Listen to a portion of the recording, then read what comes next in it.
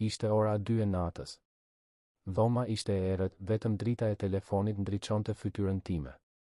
Scroll, asgjë nuk kishte kuptim. E njëjta rutinë çdo ditë. Zgjohesha vonë, nuk kisha energji dhe ndihesha sikur po humbisja jetën pa bërë asgjë. Por atë natë ndodhi diçka ndryshe.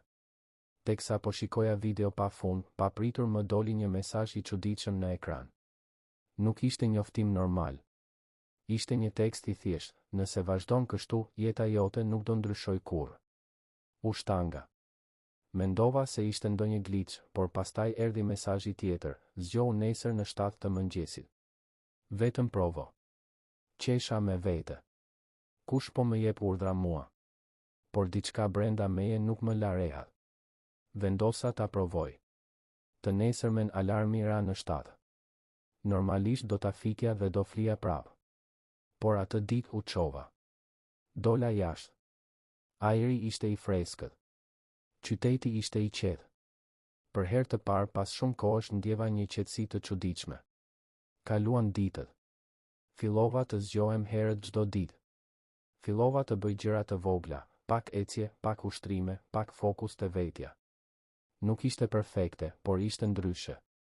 Një javë më vonë erdhi mesazhi përsëri: e sheh? Mundesh më shumë.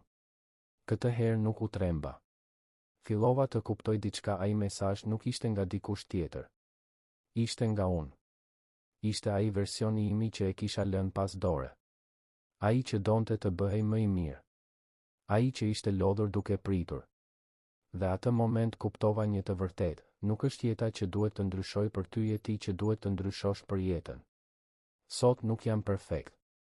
Por nuk jam më ai person që rri gjithë natën pa qëllim. Nuk jam më ai që pret momentin e duhur.